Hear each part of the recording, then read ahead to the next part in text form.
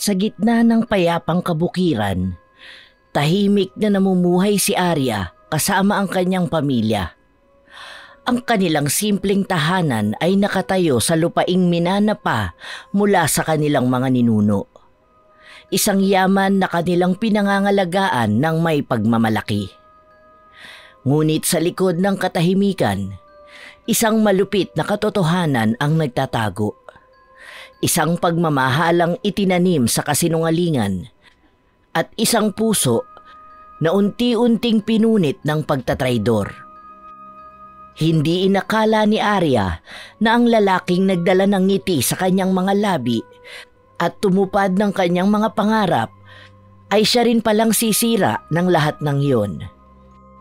Si Andrew, ang taong inakala niyang kakampi sa lahat, ay may lihim na layuning hubaran siya ng lahat ng mahalaga sa kanya. Ang kanilang lupa, ang kanilang karangalan, at ang kanyang tiwala. Ngunit sa kabila ng sakit, hindi natapos ang kwento ni Arya bilang biktima. Sa halip, ito ang naging simula ng kanyang pagbangon. Sa gabay ng matalik niyang kaibigang si Sofia, sinimulan niyang tuklasin ang mundong hindi niya kailanman pinaniwalaan, ang sining ng pangkukulam. Sa kanyang planong paghihiganti, natutunan ni Arya ang tungkol sa sinaunang ritual, ang lakas ng kalikasan at ang kapangyarihang nakatago sa galit at pagdurusa. Ngunit sa bawat hakbang na kanyang tinatahak, mas tumitindi ang tanong, hanggang saan siya dadalhin ng paghihiganti? Sapat ba ang makaganti upang mapunan ang nawalang bahagi ng kanyang pagkatao? Isang gabi sa bahay ni Arya, tahimik ang paligid, tanging ang tunog ng kuliglig ang maririnig. Nakaupo si Arya sa may balkonahe habang hawak ang lumang dokumento ng lupa ng kanilang pamilya. Nasa loob si Andrew, ang lalaking nagpanggap na nagmamahal sa kanya. Hindi pa batid ni Andrew na natuklasan na ni Arya ang kanyang lihim. Sa gitna ng dilim, unti-unting tumitindi ang kirot sa dibdib ni Arya habang binabasa ang liham na kanyang natagpuan. Ang liham na yon ang nagpamulat sa kanya sa kasinungalingang binalot sa matatamis na salita at yakap ni Andrew. Si Arya ay nasa balkonahe, hawak ang liham habang nanginginig ang kanyang mga kamay. Binabasa niya ito ng paulit-ulit, halos hindi makapaniwala sa binabasa. Hindi maaari. Paano mo nagawa sa akin to, Andrew? Narinig ni Andrew ang mahina niyang tinig mula sa loob. Lumabas ito na may dalang tasa ng kape. Mahal, gabi na. Bakit nandito ka pa? Hating gabi na, malamig sa labas. Hindi lumingon si Arya. Napapansin ni Andrew ang hawak niyang dokumento. Nagsimula itong mag-alala. Oh, ano yung hawak mo? Ano nga ba ito, Andrew? Ipaliwanag mo kaya sa akin? Hindi ko maintindihan eh. Wala ako maintindihan. Malaki ang tiwala ko sa iyo, Andrew. Pero ginago mo ko. Mahal, hindi ko alam kung anong ibig mong sabihin. Binalingan siya ni Arya. Puno ng luha ang mga mata, ngunit bakas ang galit. Huwag mo akong gawing tanga, Andrew! Isang titulo ng lupa. Itong sulat na ito, lahat ng plano mo nakasulat dito. Ginamit mo lang ako para makuha ito. Para mabenta ang lupang minana ko pa sa mga magulang ko. Napansin ni Andrew na wala na siyang maitatago. Tumayo siya, bumuntong hininga at pilit na ngumiti. Arya, hindi mo ko naiintindihan. Ginagawa ko ito para sa atin. Para sa atin? Para sa atin talaga? Andrew, hindi ako tanga. Wala kang ibang iniisip kundi ang sarili mo. Ang akala ko totoo ka. Pero isa kang malaking kasinungalingan! Tumayo si Arya. Ibinato sa kanya ang dokumento. Arya, makinig ka muna. Wala na akong gustong pakinggan mula sa'yo. Lumayas ka na lang dito! Manloloko ka! Niloko mo lang pala ako! Pilit na lumalapit si Andrew, ngunit itinaas ni Arya ang kanyang kamay. Tanda ng matinding galit. Napaatras si Andrew. Mahal, kalma lang. Hindi ko intensyon na saktan ka. Ha? Hindi intensyon? Huwag mo akong tatawaging mahal! Hindi mo ako mahal! Isa kang ahas, Andrew! Lumayas ka! Sa galit ni Arya, tumakbo siya papasok ng bahay at iniwan si Andrew sa labas. Niyakap niya ang sarili habang humihikbi. Hindi makapaniwala si Arya sa mga nalaman niya. Buong akala pa naman niya, mahal na mahal talaga siya ni Andrew. Base na rin sa mga pagmamahal na ipinapakita nito sa kanya. Pero huwad lang pala ang lahat. Ginawa lang yun ni Andrew para pagnakawan siya. Kinabukasan, nasa kwarto si Arya. Nakaupo sa harap ng salamin, nangingitim ang mga mata sa kaiiyak. Isang mensahe ng kaibigang si Sofia ang kanyang binasa sa cellphone niya. Ikinuwento niya kasi sa kanyang kaibigan ang nangyari kagabi at nakatulugan na rin niya ang pag-iyak habang kausap ang kaibigan. Arya, sa kabila ng lahat na nangyari, tandaan mong malakas ka. Pero kung gusto mong gumante, alam kong may paraan. May nakilala akong mangkukulam sa kabilang bayan. Maaari kitang ipakilala sa kanya. Natahimik si Arya habang nakatitig sa sarili sa salamin. Sa unang pagkakataon, hindi awa sa sarili ang nakita niya, kundi galit. Kung ito ang paraan para iparamdam ko sa kanya ang sakit na idinulot niya sa akin, gagawin ko. Dumating si Sofia sa bahay ni Arya. May dala itong lumang aklat at isang maliit na supot ng kakaibang mga halaman. Sigurado ka ba sa gagawin mo? Ang daang ito ay hindi mo na pwedeng balikan kapag sinimulan mo na. Sigurado na ako.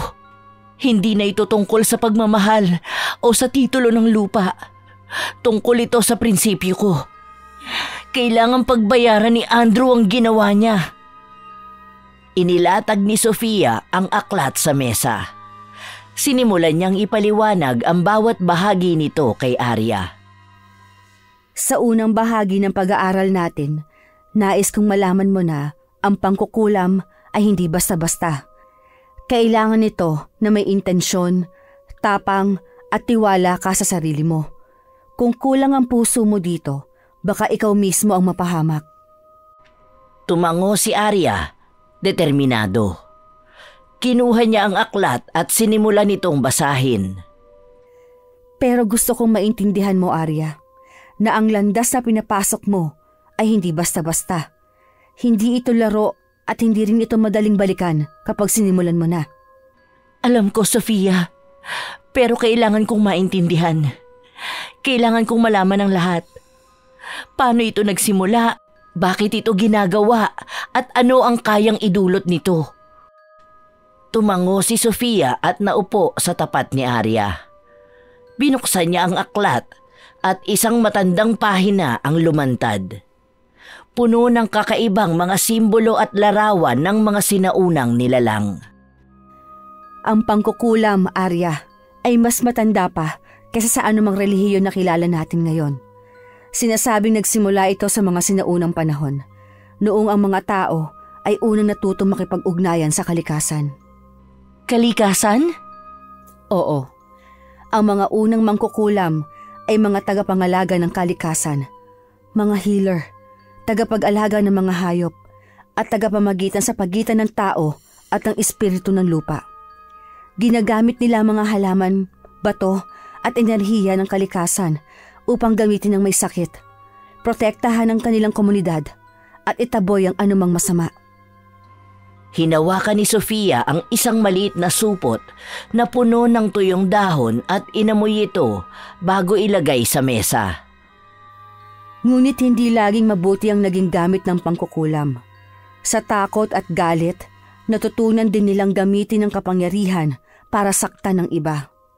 Kalaunan, naging instrumento ito ng paghihiganti, inggit at kapangyarihan. Napatingin si Arya sa mga simbolo ng aklat. Tumigil siya sa isang pahina na may larawan ng isang babae na tila nakapikit, may hawak na itim na kandila. At paano nila nagagawa yun? Paano nila nakokontrol ang ibang tao? Ang kulam ay isang kombinasyon ng intensyon, ritual at enerhiya. Una, kailangan mong mag-isip ng malinaw kung anong layunin mo. Ang intensyon naman ang pinakamalakas na bahagi ng kulam. Kung ang intensyon mo ay masama, magdadala ito ng negatibong resulta. Hinawakan ni Sofia ang itim na kandila sa altar at sinindihan ito. Sunod ay ang ritual. Ang ritual ay parang tulay na nag-uugnay sa intensyon mo at sa enerhiyang nais mong ilabas. Ginagamit dito ang mga bagay tulad ng kandila, dugo, larawan o anumang may kaugnayan sa target mo. Ano ang enerhiya? Ang enerhiya ay ang lakas na nanggagaling sa kalikasan, sa tao at sa mga elemento. Sa bawat salita na binibigkas mo sa ritual, hinihigop mo ang enerhiyang ito para idirekta sa layunin mo. Ngunit tandaan mo, Arya, na ang enerhiya ay hindi nawawala. Kung anong ilalabas mo, babalik rin to sa'yo. Madalas ay mas malakas pa. Napaisip si Arya sa sinabi ni Sofia. Tumayo siya at lumapit sa altar. Tinitigan ang kandila habang nag-aalab ang apoy nito. Kailan ito naging masama? Kailan nagsimula ang paggamit ng kulam bilang instrumento ng kasamaan? Noong nagkaroon ng kasakiman at takot sa puso ng mga tao. Sa bawat sibilisasyon, may mga kwento ng mga mangkukulam na ginamit ang kanilang kaalaman upang maghiganti, mang-api o makuha ang gusto nila. Isa sa mga pinakakilalang kwento ay nagmula sa Europa sa panahon ng mga witch trials. Dito, maraming tao ang napilitang gumamit ng kulam upang ipagtanggol ang kanilang sarili laban sa mga mag-uusig. Sa Asia naman, may mga ritual na ginagamit upang itaboy ang mga espiritu, ngunit minsan, sinasamantala ito upang magdala ng sumpa. At dito sa atin, kailan nagsimula ang pangkukulam dito? Matagal na, bago pa dumating ang mga mananakop. Ang ating mga ninuno ay may mga sariling paraan ng paggagamot at pakikipag-ugnayan sa kalikasan. Ngunit nang pumasok ang relihiyon, itinuring nilang masama ang mga ganitong gawain. Kaya ang mga may alam nito ay nagtatago hanggang sa unti-unting naging lihim na sining. Tumahimik si Arya. Kita sa kanyang mukha ang pagninilay at bahagyang takot. Ikaw, Sofia, kailan mo natutunan ang lahat ng ito? Bata pa lang ako. Itinuro na ito ng lola ko. Siya ang huling tagapagmana ng aming pamilya. Hindi ko sana ituturo to sa'yo, pero alam kong kailangan mo ito. Pero Arya, gusto kong malaman mo na may presyo ang lahat ng ito. Anong ibig mong sabihin? Ang kulam, mabuti man o masama ang layunin, ay laging may kapalit. Ang enerhiyang ginagamit mo ay uhugutin mula sa sarili mo. Kalaunan, mararamdaman mo ang pagod, ang kirot at ang lungkot. Kung hindi mo babantayan ang sarili mo, maaaring maubos ka. Tahimik si Arya. Nakatitig lamang siya sa kandila. Sa kanyang isipan, bumabalik-balik ang imahe ni Andrew at ang sakit ng kanyang ginawa. Kung yun ang kapalit, handa akong bayaran. Tumingin si Sofia kay Arya. Baka sa mukha niya ang pag-aalala. Ngunit alam niyang desidido na ang kanyang kaibigan. Kung ganon, ituturo ko sa iyo ang lahat. Pero tandaan mo, Arya, sa sandaling tumawid ka sa landas na ito, hindi ka na makakabalik. Tumango si Arya, Pinatigas ang kanyang kalooban. Sa likod ng kanyang mga mata, naroon ang apoy ng paghihiganti. Sa gabi ng sumunod na araw, pumunta si Arya at Sofia sa isang masukal na bahagi ng kagubatan. Ang lugar ay tahimik at halos walang buwan. Binabalot ng misteryo ang paligid. Nasa gitna sila ng bilog na altar na may mga nakaukit na simbolo. Dito tayo magsisimula, Arya. Ang lugar na ito ang ginagamit ng mga ninuno ko para sa mga ritual. Pero palagi mong tandaan ng pangkukulam ay laging may kapalit. Paulit-ulit kong sinasabi yan dahil gusto kong maunawaan mo at pag-isipan mo ng mabuti. Kapalit? Anong ibig mo sabihin? Kung ano man ang hihilingin mo, may katumbas itong enerhiya mula sa kalikasan o sa sarili mo. Kaya siguruhin mong handa ka. Ano-ano ang maaaring balik ng kulam? Ayon sa mga espiritual na paniniwala, ang anumang negatibong enerhiya na pinakawalan ay babalik sa nagpakawalan nito ng 3 beses o higit pa. Kung ang layunin ay magdulot ng sakit o kamalasan, maaaring ito rin ang maranasan na nagpakulam sa mas matinding anyo. Kahit matagumpay ang kulam, maaaring makaranas ang nagpakulam ng guilt o moral na pagdududa. Ang bigat ng kanilang ginawa ay maaaring magdulot ng depresyon, takot o paninira ng sariling kapayapaan. Ang madalas na pakikisalamuha sa negatibong enerhiya ay maaaring magdulot ng espiritual na pagkapagod o pagkawala ng balanse.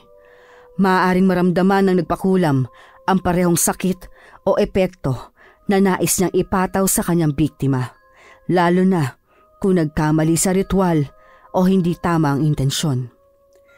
Sinasabing ang ilang kulam ay may kabayaran sa anyo ng enerhiya o kalusugan ng nagpakulam. Kung ginamit ang espiritu o nilalang sa ritual, maaaring magalit ang mga ito kung hindi naging wasto ang proseso o kung hindi na isakatuparan ng kanilang kabayaran. Sa mga mas komplikadong kulam, maaaring magdulot ito ng atensyon mula sa mas malalakas na espiritu o nilalang na posibleng magdala ng sumpa sa nagpakulam. Dahil din sa madilim na intensyon, maaaring masira ang mga relasyon sa pamilya, kaibigan o komunidad. Kapag nalaman ng iba ang ginawa, maaaring mawala ng respeto o tiwala ang nagpakulam. Maaaring makaranas ang nagpakulam ng pagdalaw mula sa masamang espiritu o anino, lalo na kung hindi na isara ng maayos ang ritual. Ang pagkakabit sa madilim na enerhiya ay maaaring magdulot ng pagkawala ng proteksyon mula sa positibong espiritual na puwersa. Kung ang target ay may malakas na proteksyon o may sariling espiritual na lakas, maaaring bumalik ang kulam sa nagpakulam. Tinatawag ito sa ibang paniniwala bilang balik kulam. Ang paggamit ng kulam ay madalas ikinukonsiderang delikado at mapanganib dahil sa mga balanse ng enerhiya sa mundo. Sa maraming paniniwala, mas mainam ang pagpapatawad at pagsasara ng sugat kaysa paghihiganti. Tahimik na tumango si Arya. Ang bigat-bigat pala. Makakaya niya kaya yun? Pero hindi ba't ito naman ang gusto niya? Ang makaganti kay Andrew? Masakit na malamang nagpapanggap lang pala ang lalaking mahal mo na mahal ka para sa titulo ng lupa niyo. Yun ang hindi niya matanggap. Bakit pa ba siya nagdadalawang isip? Hindi na. Kayang-kaya niya itong lahat at gagawin niya ang lahat para makapaghiganti siya at maiparanas niya kay Andrew ang sakit na ipinaranas din ito sa kanya. Hinawakan ni Arya ang aklat at sinimulan ang unang ritual ayon sa sinasabi ni Sofia. Una, kailangan buksan mo ang iyong sarili sa espiritu ng galit. Isipin mo lahat ng sakit na idinulot ni Andrew sa'yo. Damhin mo ito at hayaan mong ang emosyon mo ang magdala sa'yo. Pumikit si Arya at sinunod ang sinabi ni Sofia. Lumabas ang lahat ng kirot sa kanyang puso habang unti-unti siyang nakaramdam ng kakaibang init sa kanyang mga palad. Hindi ko matanggap na ginamit niya ako. Gusto ko siyang pagbayarin. Ngayon, hawakan mo ang halamang ito. Ang damong ito ay sumisipsip ng enerhiya mula sa galit. Ihanda mong sarili mo habang sinasabi ang orasyon. Inabot ni Sofia ang damo sa kanya. Inulit ni Arya ang mga salitang itinuturo ni Sofia habang ang kapaligiran ay tila nagiging mas malamig. Ang hangin ay unti-unting umiikot sa kanila at ang mga dahon sa paligid ay tila gumagalaw ng kusa.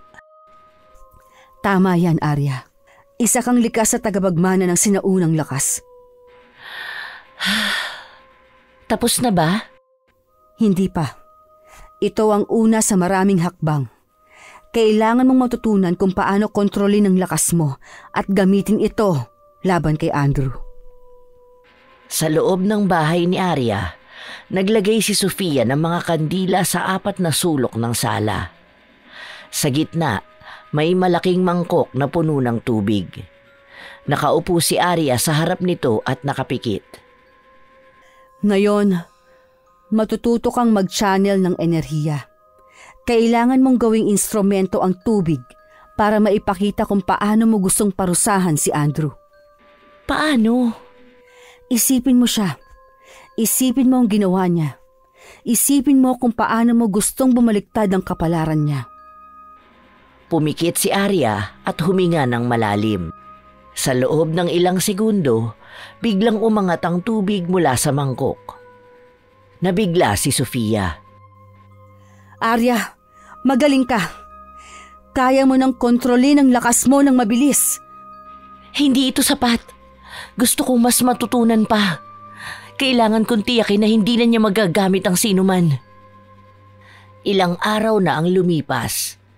Tahimik na nakaupo si Arya sa isang sulok ng kanyang maliit na kwarto.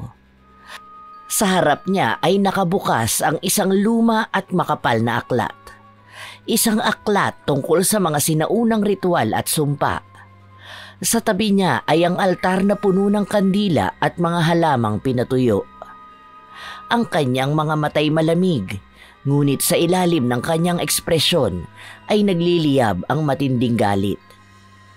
Hindi siya makatulog sa gabi. Hindi siya matahimik tuwing umaga. Ang alaala ng pagtatraidor ni Andrew ay paulit-ulit na bumabalik sa kanyang isipan na parang sirang plaka na ayaw tumigil.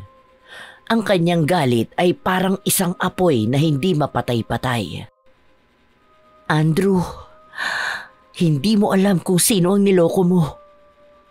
Akala mo ba basta na lang kita palalayain? Hindi ko hahayaang matapos ang lahat ng ito nang hindi mo nararamdaman ang sakit na dinanas ko. Tumayo si Arya. Kinuha ang maliit na bote na puno ng pulang likido. Naroon yon sa kanyang altar. Huminga siya ng malalim at pumikit. Unti-unti niyang binigkas ang mga salitang natutunan mula sa aklat. Sa ilalim ng madilim na gabi, sa harap ng mga espiritu ng kalikasan, hinihiling ko ang kanilang lakas. Dalhin sa kanya ang sakit, ang takot at ang pagkawasak na iniwan niya sa akin. Nagsimulang umikot ang hangin sa kanyang silid na parang may gumagalaw na hindi nakikita. Ngunit imbes na matakot si Arya, ay nanatili siyang matatag. Binuksan niya ang kanyang mga mata at sa isip niya, malinaw ang imahe ni Andrew. Habang binibigkas ni Arya ang kanyang sumpa, tila ramdam ni Andrew ang epekto nito. Hawak niya ang bote ng alak, ngunit napansin niyang unti-unting namamatay ang mga ilaw sa kanyang sala. Lumamig ang paligid at nagdulot ito ng kakaibang takot sa kanya. Masarap ba, Andrew? Ang maramdaman ng malamig na yakap ng takot? Simula pa lang ito. Hindi pa rito nagtatapos ang lahat. Nakikita ni Arya sa kanyang isipan ang reaksyon ni Andrew. Ang takot sa mukha nito at ang pagpapanik nito sa nangyayari. Narinig niyang tila sumisigaw si Andrew mula sa kawalan, ngunit wala siyang pakialam. Itinuon niya ang buong lakas niya sa ritual. Kailangan mong malaman, Andrew, na ang bawat galit at sakit na nararamdaman ko ay babalik sa iyo ng doble. Sa bahay ni Andrew, bumagsak ang mga gamit.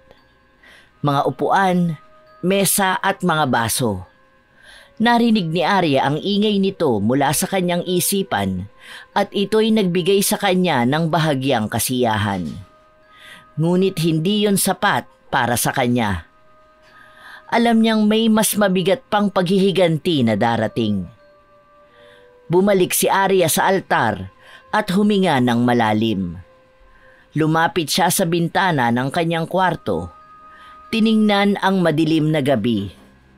Sa kanyang mga mata, naroon ang tapang, ngunit sa ilalim nito'y ang sugat na hindi kayang hilumin ng simpleng ganti.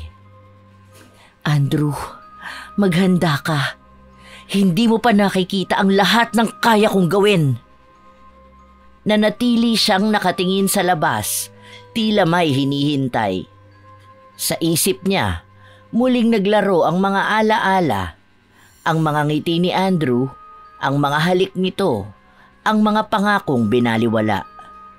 Ang bawat detalyeng yon ay nagpalalim ng sugat sa kanyang puso, at bawat sugat ay lalong nagpapatibay sa kanyang determinasyon. Kinabukasan, bumalik si Andrew sa bahay ni Arya. Napansin niyang tahimik ang paligid. Tila may mabigat na enerhiya. Kumatok siya ng paulit-ulit ngunit walang sumasagot. Sa wakas, bumukas ang pinto at lumitaw si Arya na malamig ang tingin sa kanya. Arya, kailangan natin mag-usap. Hindi sumagot si Arya. Tumalikod siya at naglakad papasok. Iniwang nakabukas ang pinto. Sumunod si Andrew. Kita sa mukha nito ang kaba. Alam kong galit ka pero hindi dapat ganito. Bigyan mo naman ako ng pagkakataong magpaliwanag oh. Humarap si Arya. Ang mukha'y walang bakas ng awa. Sa halip, puno ito ng galit na matagal na niyang kinikimkim. Magpapaliwanag ka? Ano pa bang dapat mong sabihin, Andrew? Na ginamit mo ko? Na hindi mo ko minahal kahit kailan? Na wala kang ibang iniisip kundi ang titulo ng lupa namin? Arya, hindi ganoon. Hindi ganon? Huwag mo na akong lokohin, Andrew. Nabasa ko na ang plano mo. Alam ko na ang lahat. Napahinto si Andrew. Hindi makatingin ng diretso kay Arya. Halatang naguguluhan ito kung paano isasalba ang sarili. Oo, sige. Tama ka. Ginamit kita. Pero sa simula lang. Arya, nagbago ang lahat nung nakilala kita ng lubos. Minahal kita. Totoo ang naramdaman ko sa'yo. Minahal? Paano ka nagmahal? Sa pamamagitan ng pagsisinungaling? Sa pamamagitan ng pagtatraidor? Unti-unting tumulo ang luha ni Arya. Ngunit bakas pa rin ang matinding galit sa kanyang mga mata. Lumapit siya kay Andrew. Halos isang dangkal na lang ang pagitan ng kanilang mga mukha. Hindi ko kailangan ng paliwanag mo. Hindi ko kailangang marinig ang kasinungalingan mo. Ang kailangan ko lang ay makitang bumaliktad ang buhay mo. Natigilan si Andrew. Sa unang pagkakataon, naramdaman niya ang lamig sa boses ni Arya na tila hindi na ang dating babaeng minahal niya. Arya, hindi mo kailangan gawin to. Ano mang iniisip mong gawin, alam kong hindi ikaw yan. Huminga ng malalim si Arya. Tinapunan si Andrew ng matalim na tingin. Alam mo ba, Andrew? Noon hindi ko rin akalaing kaya kong maging ganito. Pero salamat sa'yo, natutunan ko kung paano maging malakas. Iniwan ni Arya si Andrew sa sala. Naglakad siya patungo sa kanyang kwarto at saka isinara ang pinto ng malakas. Naiwan si Andrew na nakatulala, tila pinagsisisihan ang lahat. Gabi na, nasa loob ng isang lumang kubo sa kagubatan si Arya at Sofia. Sa gitna ng silid, may altar na puno ng mga kandila at kakaibang kagamitan.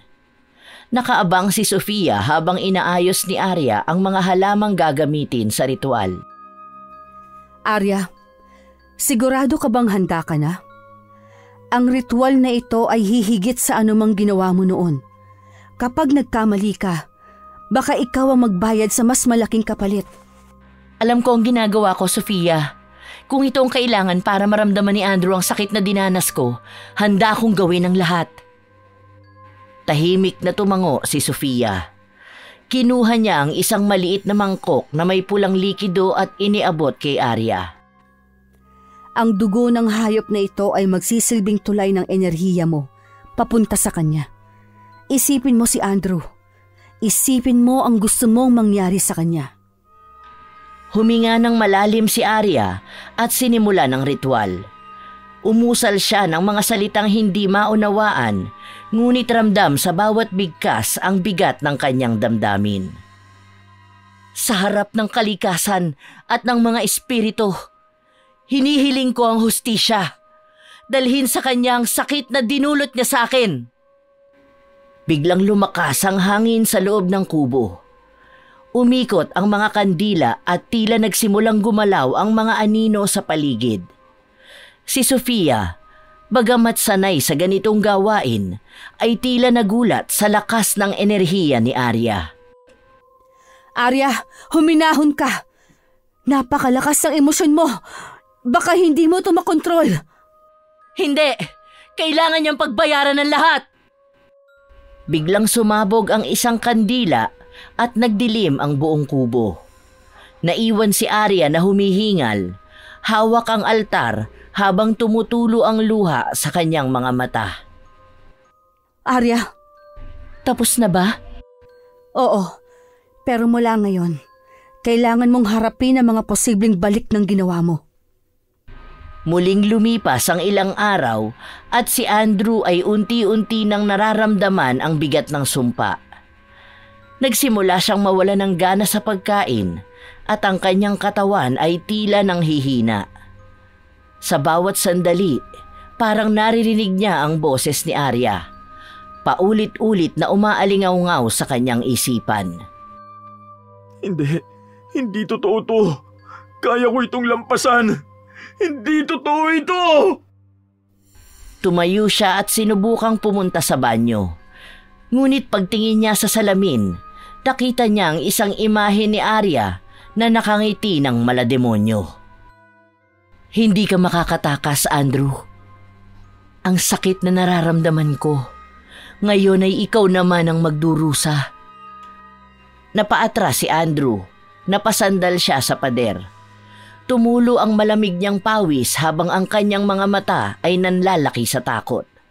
Bumagsak siya sa sahig, nanginginig. Arya, tumigil ka na!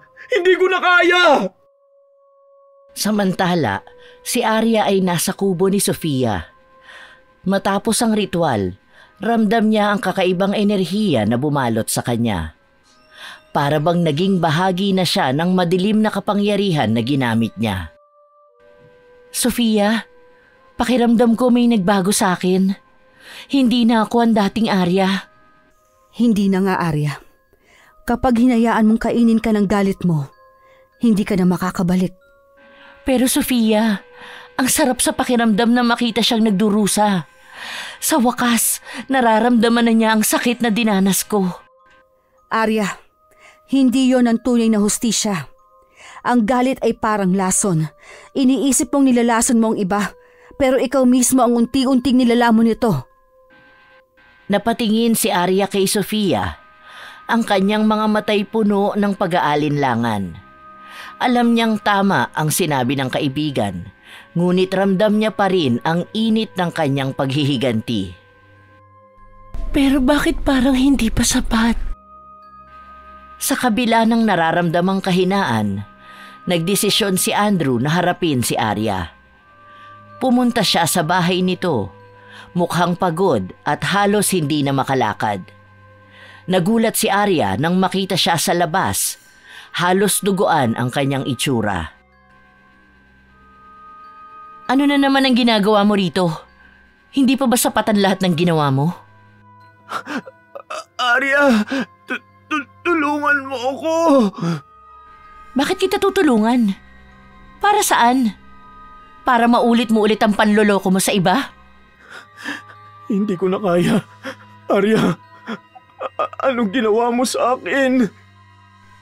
Ngumiti si Arya, puno ng kasiyahan sa kanyang tagumpay. Ngunit sa kaloob-looban niya, nararamdaman niya ang kaunting kirot sa kanyang puso. Yan ang hustisya, Andrew. Ang nararamdaman mo ngayon. Yan ang sakit na dinulot mo sa akin. Arya, patawarin mo na ako. Hindi ko alam kung paano mo pa ako mapapatawad pero totoo ang pagmamahal ko sa iyo. Mahal? Anong alam mo tungkol sa pagmamahal, Andrew? Ang pagmamahal ay hindi nananakit. Nagkulong si Arya sa kanyang kwarto. Iniwan si Andrew na nakaluhod sa labas, umiiyak. Habang nakahiga si Arya sa kama, naririnig niya ang sigaw ni Andrew at biglang naramdaman niyang parang may gumagapang na takot sa kanyang dibdib. Pagkalipas ng ilang araw, napansin ni Arya nang magsimulang mangyari ang kung ano-anong kakaibang bagay sa kanyang paligid. Ang mga halaman sa kanyang bakuran ay tila nalalanta at ang hangin ay naging mabigat. Arya, may masamang balita. Ang ritual na ginawa natin, nagbalik sa iyo ang enerhiya. Ha? Anong ibig mo sabihin? Ang ritual na ginawa mo ay masyadong puno ng galit. Hindi balanse ang enerhiya. Ngayon, hindi lang si Andrew nagdurusa. Pati ikaw. Napahinto si Arya. Unti-unting bumalik sa kanyang alaala ang lahat ng ginawa niya. Ramdam niya ang bigat ng kanyang konsensya, ngunit wala na naman siyang magagawa pa. May paraan pa ba para itama ito? Tumayo si Sofia at inilabas ang isang lumang libro. May paraan, pero hindi ito madali. Kailangan mong isakripisyo ang bahagi ng sarili mo. Sa loob ng bahay ni Arya, ang kapaligiran ay tila binabalot ng bigat ng kanyang desisyon. Si Sofia naman ay seryosong nakatingin kay Arya, hawak ang lumang aklat ng mga ritual. Sa labas, naririnig pa rin ang mahihinang pag-ungol ni Andrew. Arya, kailangan mo magdesisyon. Ang sumpa ay hindi basta-basta mawawala. Ang galit mo, kahit gaano pa katindi, ay may kapalit. Pero Sofia, paano ko siya mapapatawad? Paano ko basta nalang kakalimutan ang lahat ng ginawa niya? Hindi ko sinasabing kalimutan mo, Arya. Pero kung patuloy kang kakapit sa galit, ikaw din ang sisira sa sarili mo. Tingnan mo na lang ang paligid mo, mga halaman mo, ang ilaw sa bahay mo. Lahat nalalanta, nagdidilim. Tumingin si Arya sa paligid. Napansin niyang totoo ang sinabi ni Sofia. Ang mga dating makukulay niyang halaman ay tila nawalan na ng sigla. Ang maliwanag na sikat ng araw na pumapasok sa bintana ay parang may anino ng kadiliman. Ano ang kailangan kong gawin? May ritual na pwedeng gawin, pero hindi ito madali. Kailangan mong buksan ang puso mo at handang tanggapin ang lahat ng sakit. Buksan ang puso ko? Para saan? Para ulit-ulitin niyang saktan ako? Para ikaw ang makalaya, Arya. Hindi mo ito ginagawa para sa kanya. Ginagawa mo ito para sa sarili mo. Samantala, si Andrew naman ay nakaupo sa gilid ng bangketa malapit sa bahay ni Arya. Ang kanyang mga mata ay tila walang sigla at ang kanyang balat ay parang lumamlam sa loob lamang ng ilang araw. Kung ito ang kailangan kong pagdaanan para mabawi ang tiwala ni Arya, tatanggapin ko. Maya-maya pa ay dumaan si Tio Lando, isa sa mga kapitbahay ni Arya. Napansin niya ang kondisyon ni Andrew. Anak, ano nangyari sa'yo? Mukhang wala ka ng lakas ah. Ayos ka lang ba? May problema ba? Pwede ka magsabi sa akin. Wala po, tiyo. Ginagawa ko lang ang dapat kong gawin. Alam mo ba kung anong sinasabi ng mga tao dito? Na may nangyayaring kakaiba kay Arya. Pansin na pansin namin yun. Ayoko lang makialam dahil buhay naman niya yan eh. Ngunit hindi ko lang talaga maiwasang mag-alala para sa kanya. Alam mo naman na napalapit na kayo sa aking dalawa, hindi ba? Anong ibig mong sabihin? Sinasabi nilang may nilapitan daw siyang mangkukulam. Baka may kinalaman ka dito, Andrew. Napabuntong hininga si Andrew. Alam niyang ang lahat ng ito ay dahil sa kanya. Gusto niya nga saanang sabihin at bigyan ng babala si Arya. Ngunit sa galit dito sa kanya ngayon ay hindi niya alam kung makikinig pa sa kanya ang dalaga. Ako po ang dahilan, tiyo. Kaya ako rin po ang gagawa ng paraan para matapos na ito. Bumalik si Arya kay Sofia kinabukasan. Napuno ng kaba ang dibdib niya habang binabasa ang libro sa mesa. Nakasulat dito ang detalyadong proseso ng ritual. Isang prosesong mas mahirap kaysa sa inaakala niya. Sigurado ka ba, Arya? Kapag ginawa mo ito, hindi ka na maaaring umatras pa. Baka magsisi ka lang sa huli. Kailangan kong gawin ito, Sofia. Hindi lang para sa kanya, kundi para sa akin. Kailangan mong bumalik sa lugar kung saan nagsimula ang lahat. Doon mo hahanapin ang sagot. Naglakbay si Arya papunta sa lumang bahay ng kanilang pamilya, kung saan unang ginanap ang kasunduan para sa titulo ng lupa. Habang naglalakad siya, nararamdaman niya ang bigat ng alaala. Ang kanyang mga luha ay kusang tumulo habang iniisip ang lahat ng nangyari. Bakit kailangang umabot pa sa ganito? Pagdating niya sa lumang bahay, nakita niya ang altar ng kanilang pamilya. Lumuhod siya at saka sinimulang magdasal habang hawak ang libro ng ritual. Diyos ko, kung naririnig mo pa ako, gabayan mo po ako. Ayoko nang manatili sa ganitong kadiliman. Tulungan mo po sana ako. Kayo na po ang bahala sa akin. Matapos ang ritual, bumalik si Arya sa kanyang bahay, ngunit hindi niya inasahan ang pagbabalik ni Andrew. Nakasandal ito sa kanyang pintuan, mukhang naghihingalo. Andrew, ano na naman ang ginagawa mo rito? Arya, gusto kong malaman mo na nagsisisi ako. Hindi ko na kailangan ng pagsisisi mo. Arya, alam kong nasaktan kita, pero kung kaya kong ibalik ang lahat, gagawin ko. Gagawin ko ito hindi para sa kanya, kundi para sa akin. Biglang tumalikod si Arya at hinarap si Andrew. Hawak ang librong ginamit niya sa ritual. Kung gusto mong mabuhay, Andrew, kailangan mong harapin ang sarili mong mga demonyo. Anong ibig mong sabihin? Sa ilalim ng buwan, sa harap ng lumang puno sa likod ng bahay na ito, magsasagawa ako ng huling ritual. Pero ito ay para sa'yo. Natigilan si Andrew, ngunit sa kabila ng takot, tumango siya. Alam niyang ito ang huling pagkakataon para maitama ang lahat. Gabi na at tahimik ang paligid.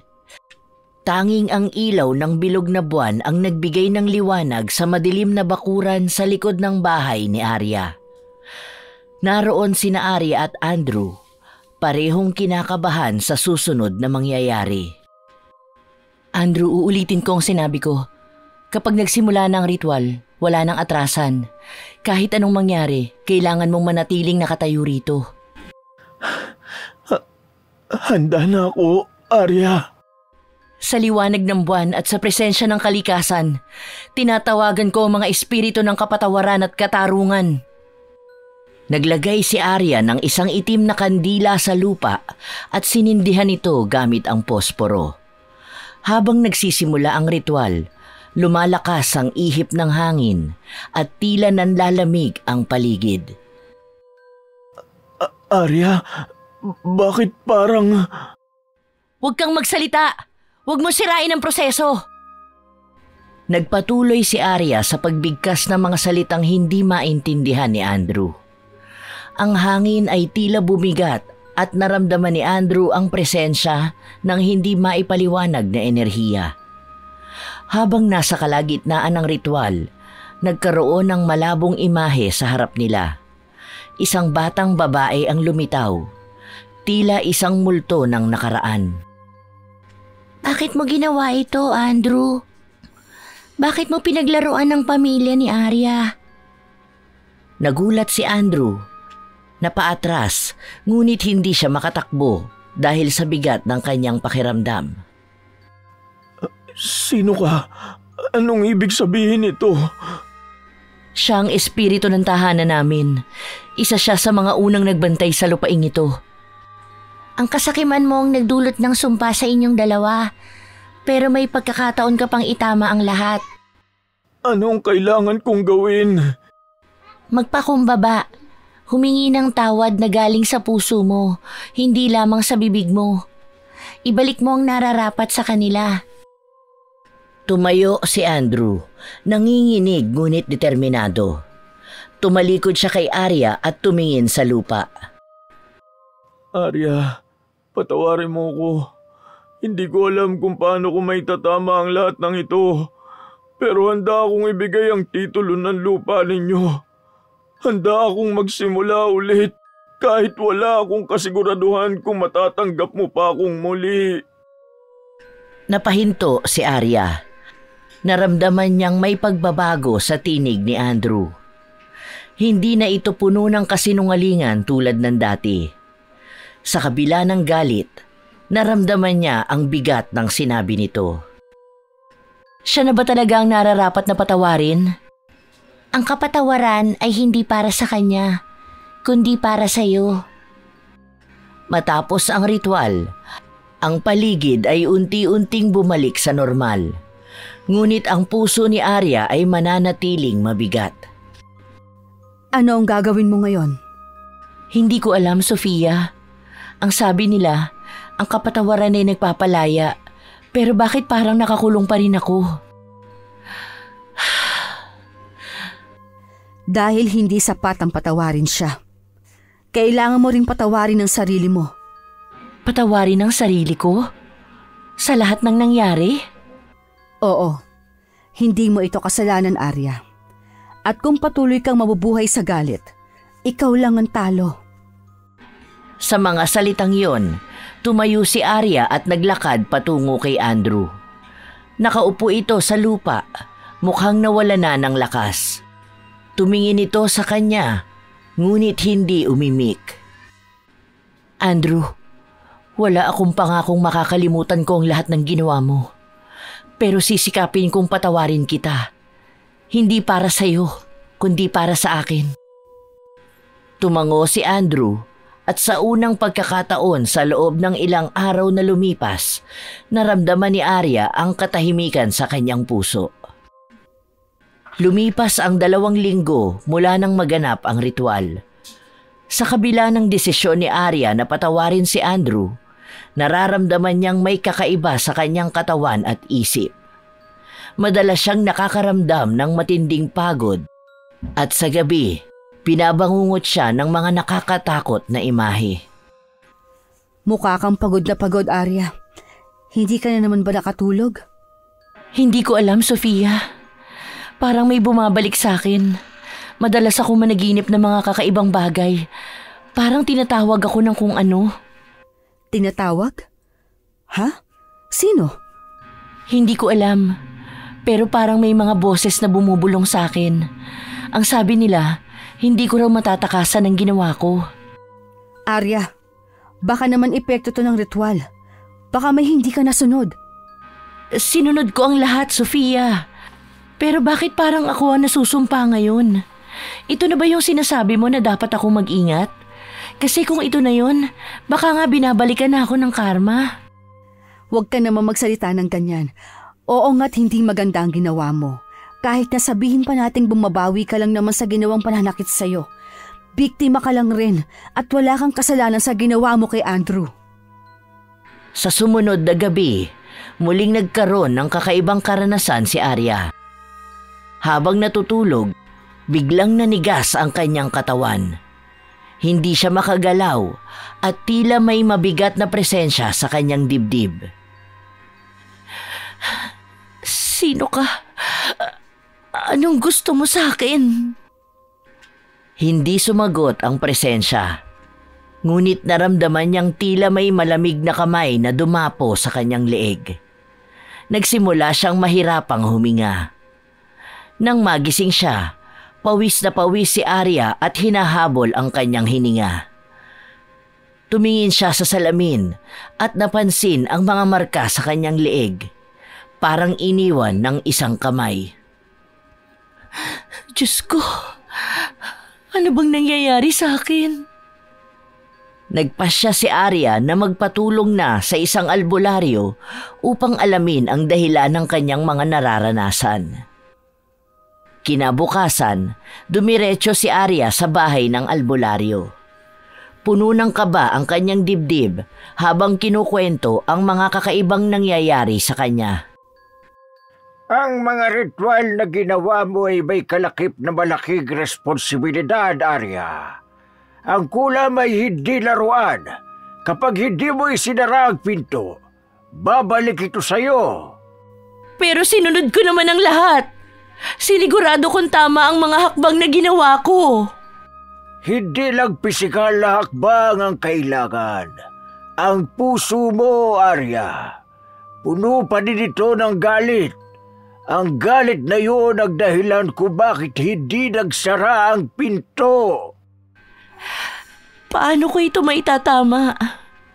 Kailangan mong harapin ang iyong mga takot at itakwil ang galit sa iyong puso.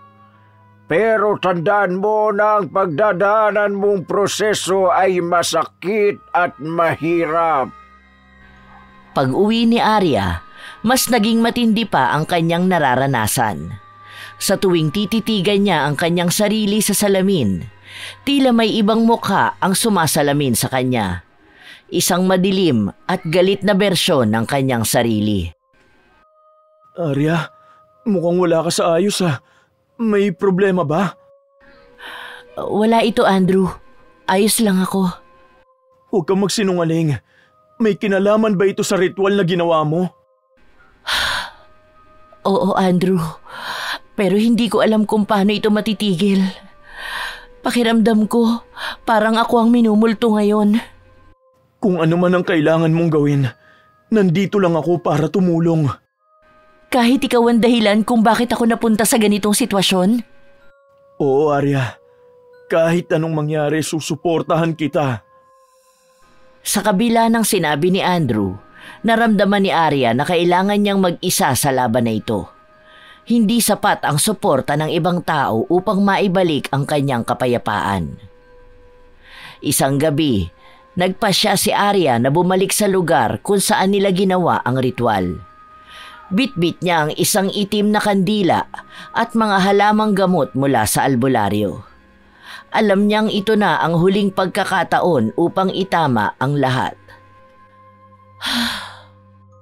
Sa liwanag ng buwan, binabalik ko ang sumpang ito. Hindi ko nahahayaang lamunin ako ng aking galit. Sinindihan niya ang kandila at binigkas sa mga salitang ibinigay ng albularyo. Ngunit habang ginagawa ito, naramdaman niyang tila may puwersang umaagaw sa kanya. Hindi mo ako maaangkin! Sa kabila ng hirap, nagpatuloy si Arya. Hanggang sa unti-unting nawala ang bigat sa kanyang katawan at ang malamig na presensyang nakapalibot sa kanya. Kahit na tila nawala ang bigat sa katawan ni Arya matapos ang ritual, patuloy pa rin siyang nakakaramdam ng kakaiba sa kanyang paligid. Parang may sumusunod sa kanya. Sa tuwing nag-iisa siya, may naririnig siyang mahihinang bulong at iabag ng mga paa. Sino yan? Walang sumagot. Paglingon niya, wala namang tao. Ngunit biglang bumukas ang gripo ng mag-isa at nahulog ang isang tasa mula sa mesa. "Hindi mo ako kayang takutin!" Tumayo siya ng tuwid. Ngunit ang mabilis na pagtibok ng kanyang puso ay hindi maitatanggi. Sa kanyang isipan, bumabalik ang babala ng albularyo. Ang galit mo ang nagiging daan para makapasok ang madilim na enerhiya. Kinabukasan, nagbalik si Arya sa albularyo. Halos hindi na siya makakain at makatulog dahil sa mga nangyayari. Hindi ito tungkol sa ritual, Arya. Ang nasa paligid mo ngayon ay bunga ng hindi mo pa rin pagtatapos sa galit mo. Paano ko matatapos ang galit ko kung hindi ko pa rin matanggap ang lahat? Kailangan mong magpatawad. Hindi lang sa kasalanan ng ibang tao kundi pati sa sarili mo. Hindi mo kayang magpatuloy kung patuloy mong ikinakadena ang sarili mo sa nakaraan. Susubukan ko. Pero paano kung hindi ko magawa? Kapag hindi mo tinanggap ang pagbabagong kailangan, masisira ka ng tuluyan. At sa puntong iyon, wala na akong magagawa para sa'yo. Pag-uwi ni Arya, nakita niya si Andrew na nakaupo sa balkonahe. May dalang mga bulaklak at kahon ng tsokolate. Malinaw sa mukha nito ang pagsisisi. Arya, kailangan natin mag-usap. Wala na tayong dapat pag-usapan pa, Andrew. Hindi mo ba kayang bigyan ng pagkakataon ng sarili mo na bumangon mula dito? Paano mo nasabing may karapatan ka magsalita ng ganito? Matapos mo ko sirain. Alam kong hindi ko na mababawi ang ginawa ko. Pero kaya kong magsimulang muli kung papayagan mo lang ako. Hindi mo kailangan magsimula muli, Andrew. Ako ang kailangan magsimula ulit. Nang wala ka. Umalis si Arya at iniwang nakatayo si Andrew. Hawak ang bulaklak na dahan-dahang nalalanta. Sa kabila ng pagsisikap ni Arya na magpatawad, mas tumitindi ang kanyang mga nararanasan. Sa kalagitnaan ng gabi, bigla siyang nagigising na tila may mabigat na kamay sa kanyang balikat. Madalas niyang nakikita sa panaginip ang sarili niyang nasa gitna ng kadiliman, hinahabol ng isang anino. Arya, bakit hindi ka muna magbakasyon? Baka kailangan mo lang ng ibang kapaligiran, yung bago, yung nakaka-relax ba? Hindi ito tungkol sa lugar, Sofia. Parang nasa loob ko na mismo ang problema. Napatingin siya sa salamin habang kausap si Sofia. Sa salamin, bigla niyang nakita ang isang madilim na anyo sa likuran niya. Napabitaw siya sa telepono at napasigaw. Dahil sa paulit-ulit na panggagambala kay Arya, nagpasya siya na muling balikan ang lugar kung saan ginawa ang ritual. Dala niya ang huling mga gamit na iniwan ng albularyo at ang lahat ng lakas ng loob na kaya niyang buuin. Ito na ang huli. Hindi kita hahayaang magtagumpay. Sinindihan niya ang kandila at binigkas ang panalangin ng pagpapalaya. Ngunit habang ginagawa niya ito, naramdaman niya ang biglang pagbigat ng hangin. Parang hinahabol siya ng madilim na puwersa. Kaya ko ito! Kaya kong palayain ang sarili ko! Sa wakas, isang malakas na sigaw ang lumabas mula sa bibig ni Arya at biglang lumiwanag ang buong paligid. Nang tumahimik ang lahat, naramdaman niyang parang nabunutan siya ng tinik. Tapos na. Sana. Ngunit habang pauwi siya, may naramdaman na naman siyang kakaiba. Parang may anino pa rin na sumusunod sa kanya. Napabuntong hininga si Arya. Sa pagkakataong yon, alam niyang hindi pa tapos ang laban. Sa paglipas ng mga araw, akala ni Arya ay tuluyan na siyang nakalaya sa sumpa. Ngunit isang gabi, habang siya ay nagbabasa sa sala, biglang bumagsak ang bintana ng walang dahilan. Gumulo ang mga gamit sa kanyang maliit na mesa. Ramdam niya ang presensya ng isang kakaibang nilalang. "Sino ka? Bakit hindi mo ako tinatantanan?" Walang sumasagot, ngunit narinig niya ang mahihinang halakhak na parang nanggagaling sa bawat sulok ng bahay. Lumamig ang paligid at naramdaman niyang parang hinahaplos ang kanyang buhok. "Huwag kang magtago sa dilim! Harapin mo ako!" Sa isang iglap, biglang may anyo ng babae na lumitaw sa likuran niya. May maitim na mata at dugo ang ngiti. Napasigaw si Arya at napaatras. "Hindi mo naiintindihan, Arya. Hindi basta-basta nawawala ang sumpa. Kailangan mo harapin ang tunay na dahilan kung bakit ka hinahabol nito." "Sino ka? At anong kailangan mo sa akin?" "Ako ang naging daan para makuha mo ang lakas na hiniling mo. Ngunit hindi libre ang kapangyarihan, Arya. Hindi kailanman ito naging libre." Biglang naglaho ang babae at iniwan si Arya na nanginginig sa takot. Alam na niyang hindi pa natatapos ang lahat. Nagkamali siya at sobrang pinagsisisihan na niya ito ngayon. Pero sa pagkakataong ito, wala na nga lang nakikinig sa kanya. Kinabukasan, kaagad na tinawagan ni Arya si Sofia upang humingi ng tulong. Nang magkita sila, halata sa mukha ni Arya ang stress at pagod. Arya, kailangan mo na huminto. Mukhang lumalalim na ang problema. Hindi mo na ito makakayanan mag-isa. Hindi ko alam kung paano. Sinasabi nilang kailangan kong magpatawad.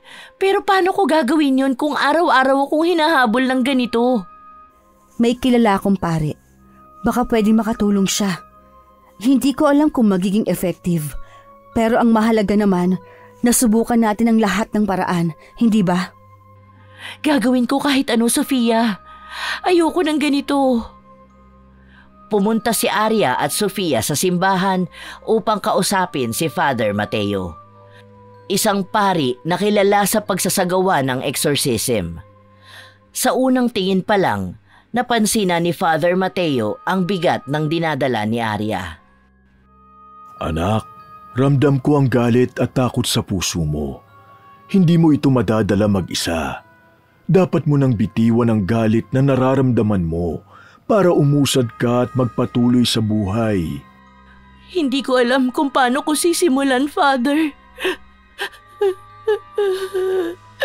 Sinubukan ko naman ang lahat.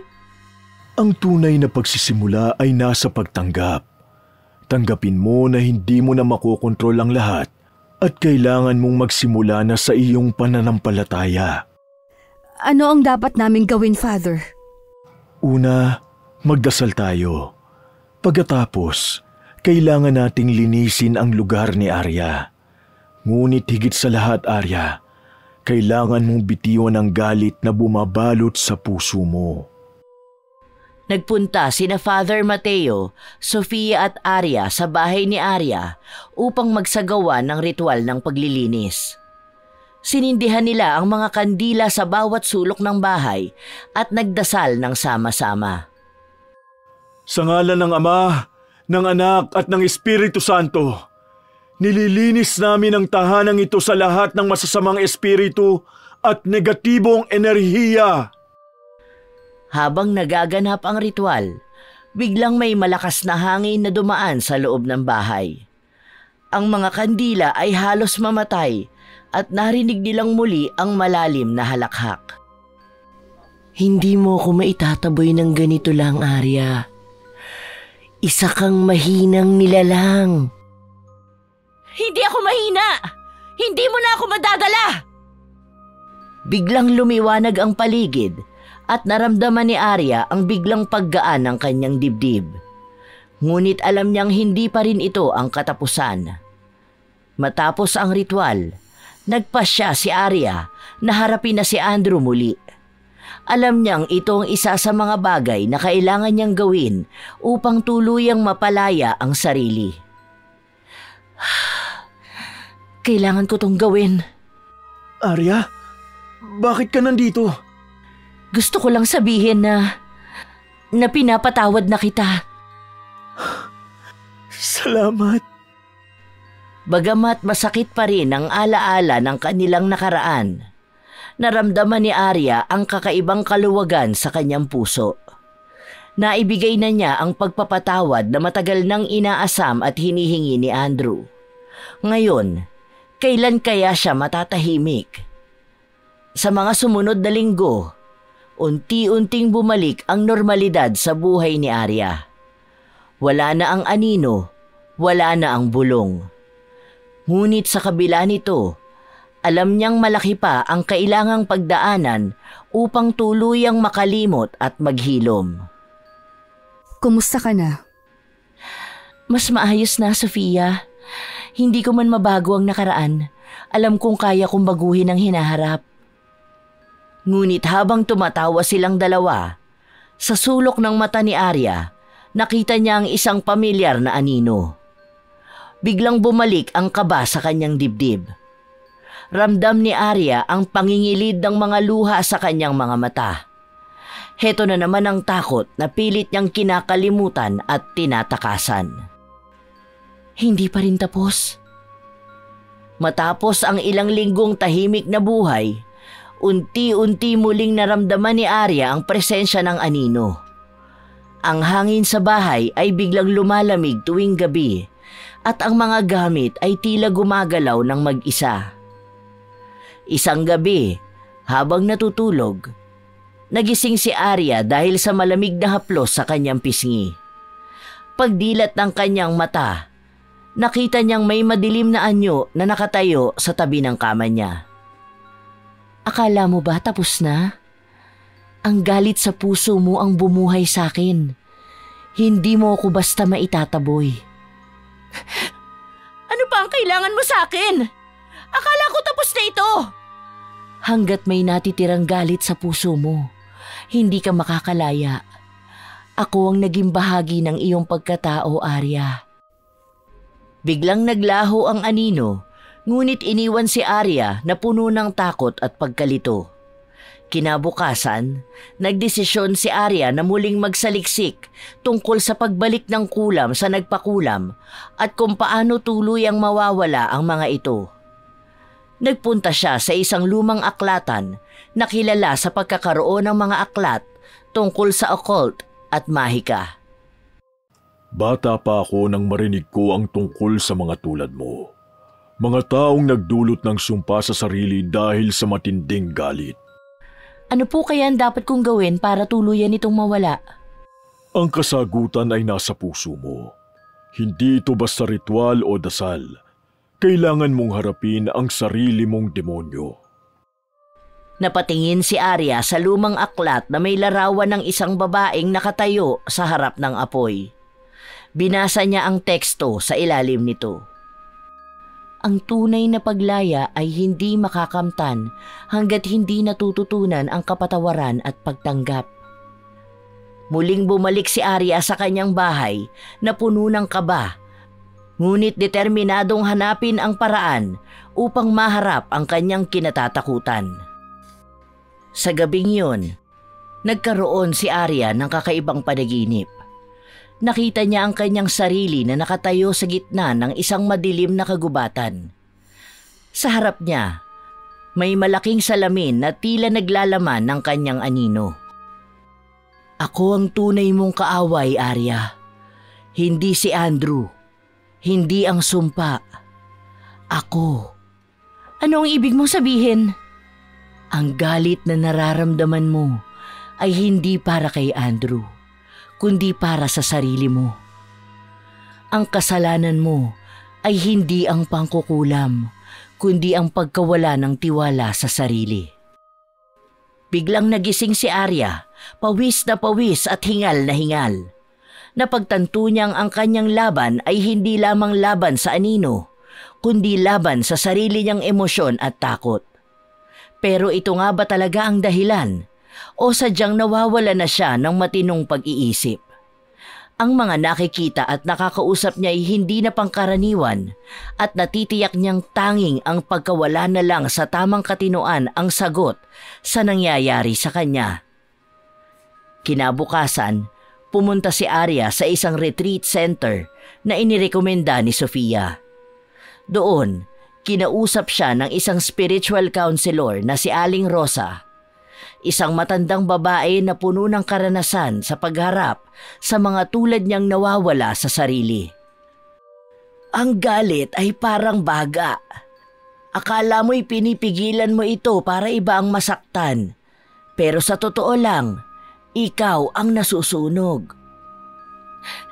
Hindi ko alam kung paano ko bibitawan ang lahat. Simulan mo sa sarili mo. Patawarin mo ang sarili mo, Arya. Lahat tayo ay nagkakamali. Ang mahalaga ay ang pagkilala at pagtanggap nito. Sinimula ni Arya ang proseso ng self-reflection. Araw-araw, binabalikan niya ang sakit at pinipilit hanapin ang mga aral sa likod ng bawat sugat. Habang nasa proseso ng pagpapatawad sa sarili, biglang nanghina si Arya. Nagsimula siyang makaramdam ng matinding sakit ng ulo at katawan. Dinala siya ni Sofia sa ospital, ngunit walang makitang anumang pisikal na sakit ang doktor.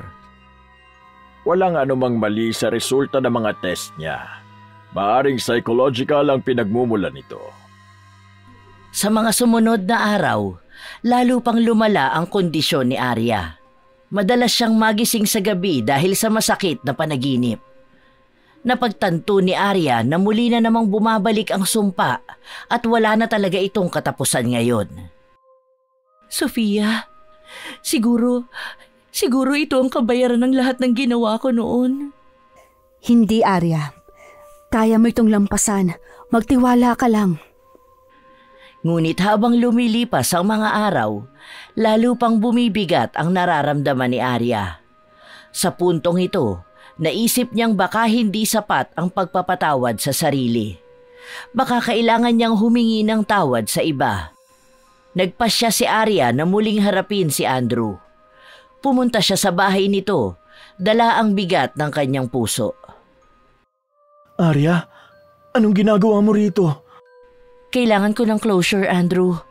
Hindi ko alam kung paano ko sisimulan pero patawad sa lahat ng ginawa ko. Hindi mo kailangang humingi ng tawad, Arya. Ako nagkamali sa'yo. Pareho tayong nagkamali, pero ayokong dalhin ang bigat na ito habang buhay. Sa pagkakataong yon, naramdaman ni Arya ang kakaibang kaluwagan. Para bang sa wakas, nabawasan ang bigat na matagal nang nakapatong sa kanyang puso. Sa mga sumunod na linggo, unti-unting bumalik ang lakas ni Arya. Nagpasya siyang lumipat ng bahay upang magsimula ng panibagong yugto sa kanyang buhay. Sa bagong lugar na kinaroroonan, natutunan niyang muli ang pagpapatawad, hindi lamang sa iba kundi lalo na sa sarili. Habang nag-aayos sa bagong tahanan, nakakita siya ng lumang larawan nila ni Sofia. Napangiti siya at naalala ang lahat ng pinagdaanan nila. Alam niyang mahaba pa ang kanyang paglalakbay, ngunit handa na siya. Simula na ng bagong kabanata.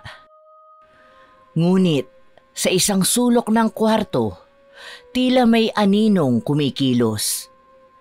Napatingin si Arya, ngunit ngumiti lamang. Alam niyang ito ay bahagi ng kanyang nakaraan na palaging magiging alaala, ngunit hindi na kailanman magiging hadlang. Makalipas ang ilang buwan, masaya na ang buhay ni Arya sa kanyang bagong tahanan. Patuloy siyang nag-aaral ng art therapy na siyang naging paraan upang mailabas niya ang lahat ng emosyon na naipon sa kanyang puso. Sa kabila nito, may mga gabi pa rin na bumabalik ang kanyang mga alaala tungkol sa kulam at ang galit na bumalot sa kanya noon. Habang nagpipinta siya ng isang tanawin ng kagubatan, biglang naramdaman niya ang malamig na simoy ng hangin sa loob ng kwarto. Tumigil siya at tumingin sa paligid. Nandyan ka na naman? Sa isang sulok, nakita niya ang pamilyar na aninong tila nanunood sa kanya. Hindi na ako isang banta, Arya. Isa na lang akong alaala. Alam ko at tanggap ko na. Muli siyang bumalik sa kanyang pagpipinta. Sa bawat stroke ng kanyang brush, para bang unti-unting nawawala ang bigat sa kanyang dibdib. Ang anino ay naglaho kasabay ng isang malamig na ihip ng hangin.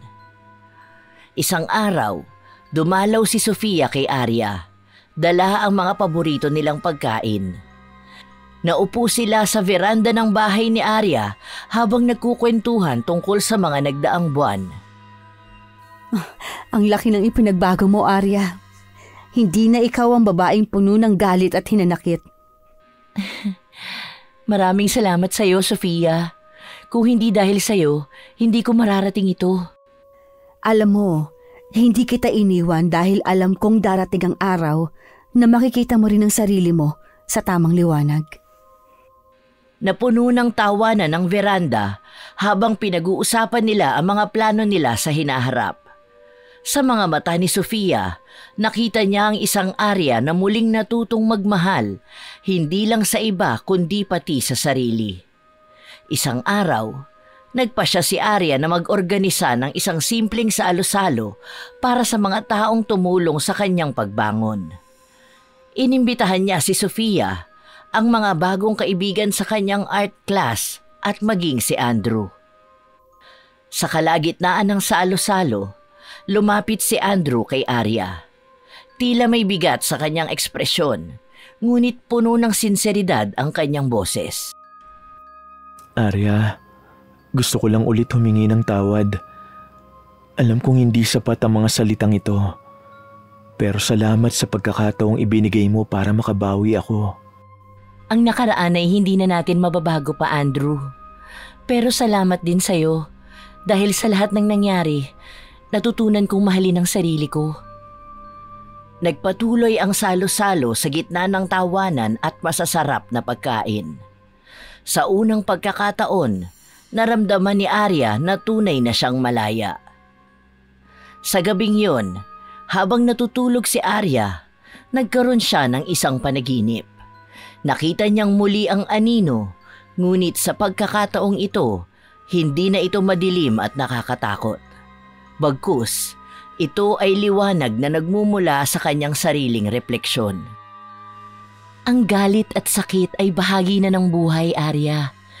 Ngunit natutunan mong gawing lakas ang kahinaan. Paalam at salamat sa pagtanggap. Nagising si Arya na may kakaibang kapayapaan sa kanyang puso. Alam niyang sa wakas, tuluyan na niyang napalaya ang kanyang sarili. Lumipas ang mga taon, naging tanyag na pintor si Arya. Ang kanyang mga likha ay puno ng kwento ng pag-ibig, pagkawala at muling pagbangon. Sa isang eksibisyon, inilabas niya ang kanyang pinakabagong obra na pinamagatang Liwanag sa Anino. Ang ganda ng kwento sa likod nito. Ano ang inspirasyon mo? Isang paalala na kahit sa pinakamadilim na bahagi ng ating buhay, palaging may liwanag na naghihintay. Sa likod ng kanyang isip, nakita niyang muli ang kanyang nakaraan. Hindi bilang isang bagay na dapat kalimutan, kundi bilang pundasyon ng kung sino siya ngayon. Isang taon ang nakalipas mula nang buksan ni Arya ang kanyang eksibisyon na Liwanag sa Anino. Nakamit niya ang respeto at paghanga ng marami, ngunit hindi niya inakala na ang isang tao mula sa nakaraan niya ang muling babalik upang guluhin ang kanyang kapayapaan.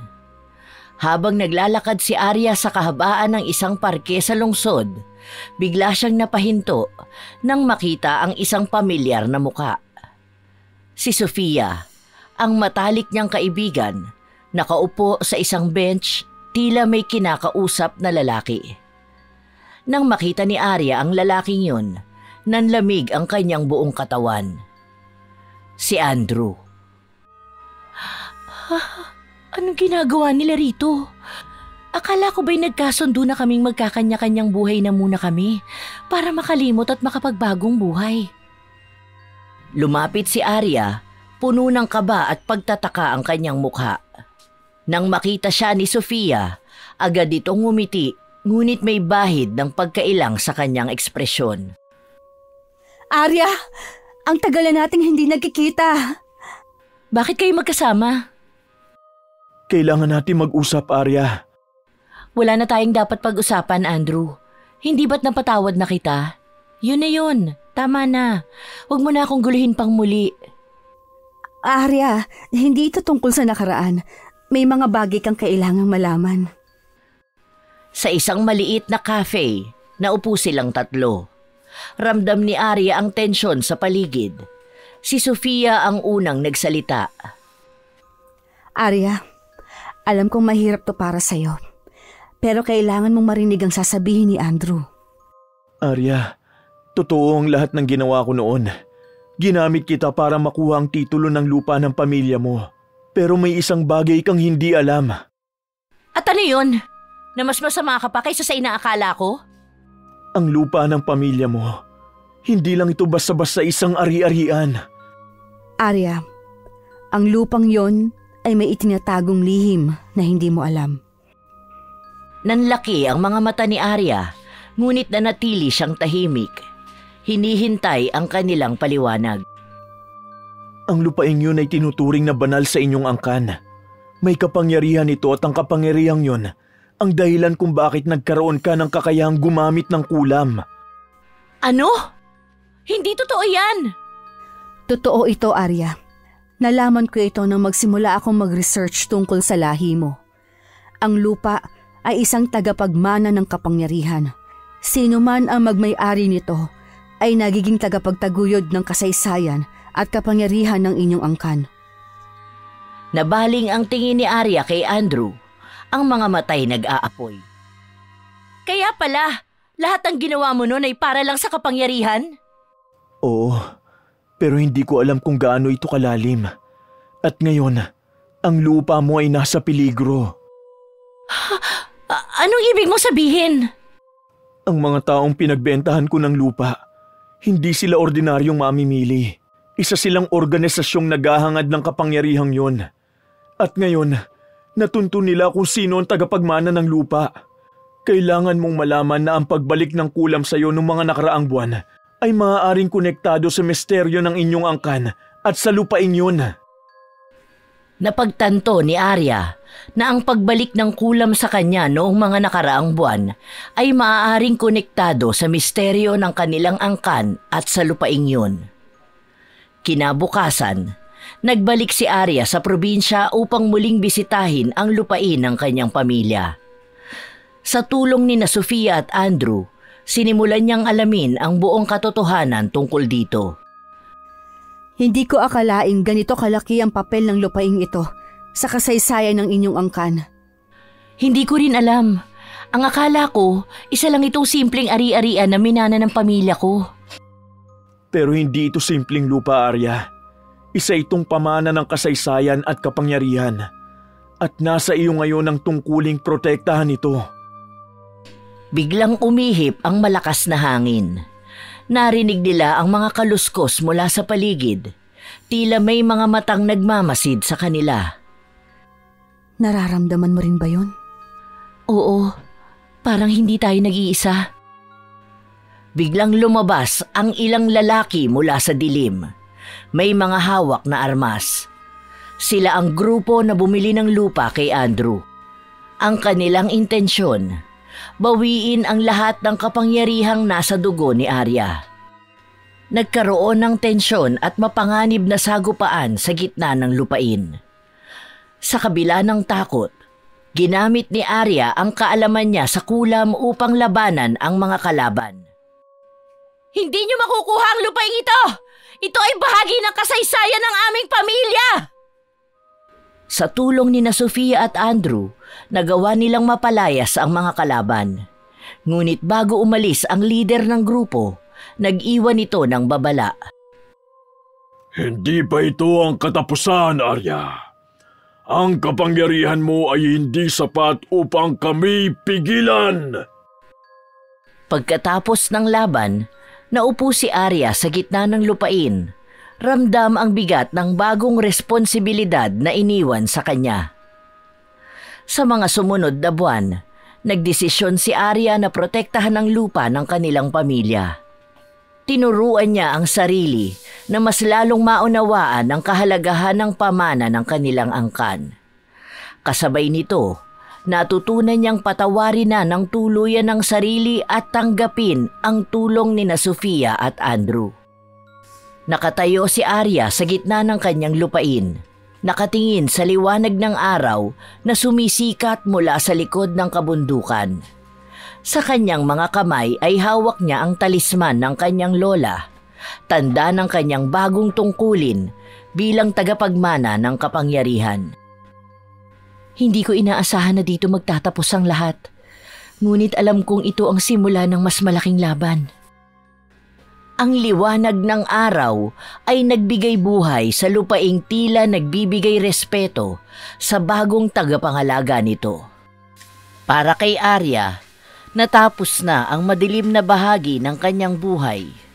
Ngunit sa katotohanan, ito ay simula pa lamang.